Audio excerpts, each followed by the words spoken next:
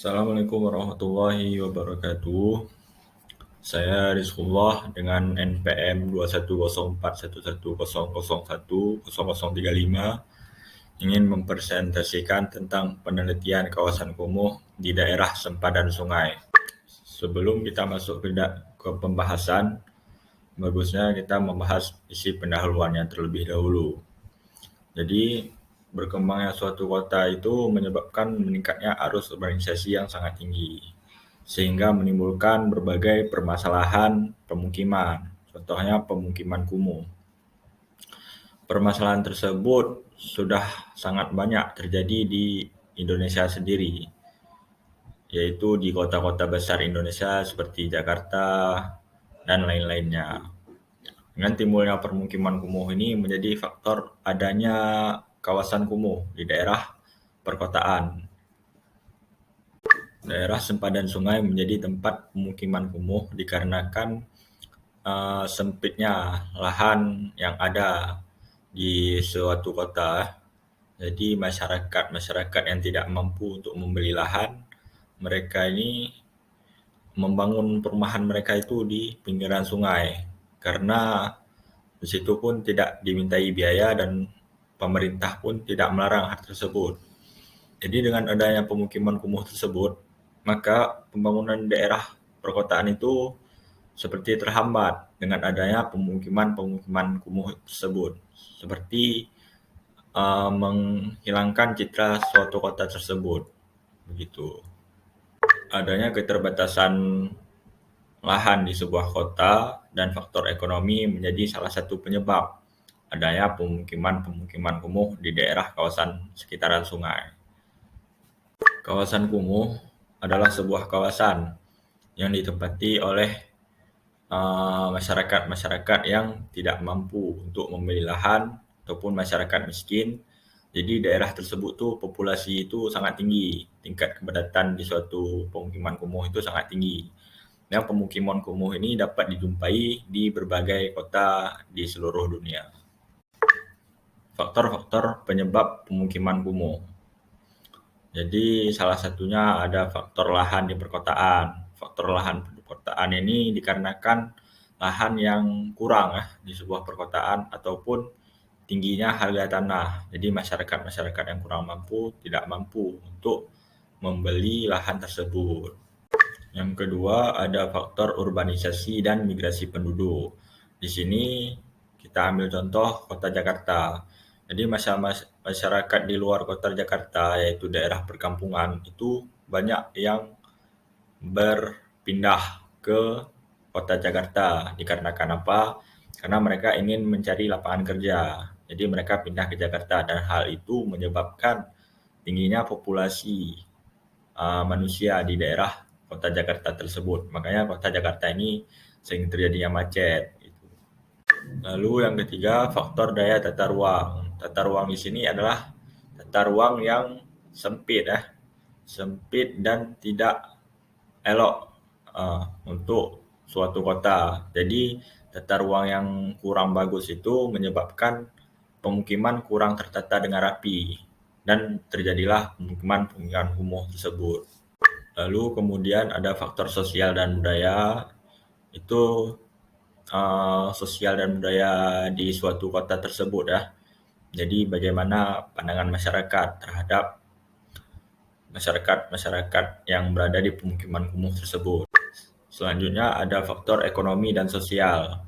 Dalam hal ini pemerintah harus sebaik mungkin dalam mengelola ekonomi perkotaan itu hingga masyarakat di pemukiman kumuh ini tidak tinggal di daerah yang tidak layak huni, akan tetapi di tempat yang layak huni. Lalu faktor yang terakhir ada faktor sarana dan prasarana dasar di suatu perkotaan. Karakteristik dan kriteria kawasan kumuh. Jadi karakteristik kawasan kumuh menurut Pak Budi Harjo itu dibagi dua. Itu dapat disebabkan oleh faktor rumah dan disebabkan oleh faktor prasarana yang ada yang kurang. Lalu kemudian ada kriteria kawasan kumuh. Itu pun dibagi dua, yaitu gejala fisik dan gejala sosial. Selanjutnya kita akan masuk ke dalam karakteristik fisik tempat tinggal dan sosial ekonomi masyarakat pemukiman kumuh. Di mana hal tersebut dibagi dua, yaitu karakteristik fisik tempat tinggal dan karakteristik sosial ekonomi masyarakat pemukiman kumuh. Karakteristik fisik tempat tinggal dibagi tiga, yaitu kepadatan bangunan, jarak antar bangunan, dan kualitas bangunan. Kepadatan bangunan, indikasi kepadatan antar bangunan, kualitas hunian, infrastruktur dan lainnya yang tidak memadai sehingga kawasan tersebut termasuk ke dalam kawasan kumuh. Jadi yang dimaksud sini adalah kurangnya prasarana dan infrastruktur yang ada di daerah tersebut yang membuat daerah tersebut termasuk ke dalam kawasan pemukiman kumuh. Lalu yang kedua ada jarak antar bangunan. Jadi di kawasan kumuh itu biasanya jarak antar bangunan itu terlalu rapat ya, sehingga tidak ada celah dari suatu bangunan dengan bangunan lainnya. Lalu yang ketiga ada kualitas bangunan. Di sini kita dapat melihat ya, di pemukiman kawasan kumuh itu kualitas bangunannya seperti tidak layak huni ya, tidak layak huni untuk masyarakat daerah tersebut. Jadi bangunannya itu mudah roboh ataupun terbuat dari seng seperti itu. Lalu selanjutnya ada karakteristik sosial ekonomi masyarakat pemukiman kumuh.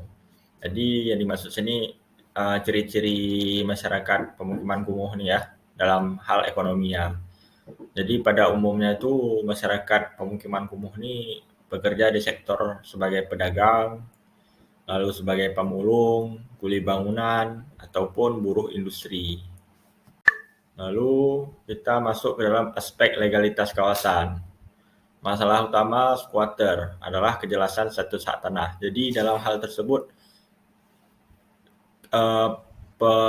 yang bangun rumah itu tidak tahu siapa pemilik tanah tersebut. Jadi tidak jelas statusnya ini sebagai apa, apakah sebagai punya negara ataupun punya milik seseorang.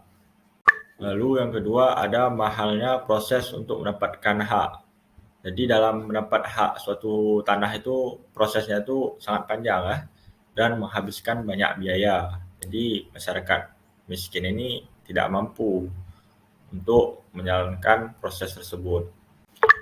Lalu kemudian ada legalitas kepemilikan tanah. Jadi dibagi dalam dua, bukti surat dan bukti kepemilikan yang terkuat. Itu ada dalam bentuk sertifikat. Namun itu tidak bisa, nggak mutlak. Bukti sertifikat itu tidak mutlak. Kemudian slide selanjutnya kita akan membahas hal atau prinsip dalam penerbitan sertifikat hak atas tanah. Jadi prinsip-prinsipnya ini ada proses ya. Jadi proses pertama itu status atau dasar hukum ataupun hak atas kepemilikan ini tertera dengan jelas. Lalu yang kedua ada identitas pemegang hak. Jadi harus ada identitasnya, siapa pemilik tanah tersebut seperti itu. Lalu yang ketiga ada letak dan luas objek tanah. Jadi harus tahu di mana letak objeknya tanah itu, lalu luasnya itu berapa. Harus ada kepastiannya. Lalu yang keempat ada prosedur penerbitannya. Jadi prosedur penerbitan ini cara mengeluarkan kalau ini sudah menjadi hak miliknya itu. Jadi ada proses-prosesnya. Lalu pembayaran dan penandatanganan akta jual beli atau AJB. Jadi prosesnya itu ada keabsahan sertifikat tanah pemegang hak, lalu pemegang hak yang sah, harus pasti siapa yang sahnya itu, terus surat keterangan dari pengadilan negeri, lalu keterangan advis planning dalam tata ruang ya, kemudian memeriksa izin mendirikan bangunan ataupun IMB, kemudian memastikan AJB-nya ini sudah apa belum gitu. Jadi dalam mendirikan bangunan ini kita tidak bisa asal membangun. Jadi dibutuhkannya itu legalitas suatu bangunan. Dalam Undang-Undang Nomor 28 Tahun 2002 telah diatur tentang bangunan gedung. Untuk mendirikan bangunan gedung di Indonesia diwajibkan untuk memiliki izin mendirikan bangunan (IMB) yang tercantum data bangunan secara detail. Tujuan IMB ini adalah sebagai berikut: meningkatkan pelayanan publik dalam bidang perizinan, kemudian mengendalikan setiap pembangunan agar sesuai dengan perencanaan kota. Kemudian yang ketiga ada untuk menjamin kepastian hukum kepada pemegang izin. Jadi kesimpulan dari hasil presentasi saya ini, jadi banyak hal ataupun faktor yang menyebabkan masyarakat miskin ini mendirikan pemukiman kumuh di daerah bantaran sungai. Faktor fisik, tempat tinggal, dan faktor sosial ataupun ekonomi yang mempengaruhi masyarakat untuk bermukim pada kawasan di sepadan sungai. Karena sempadan sungai ini tidak diminta bayaran atas tanahnya, tapi kalau dipikirkan dalam hal kesehatan itu beresiko adanya DBD, penyakit DBD, ataupun dalam hal bencana di situ rawan banjir gitu.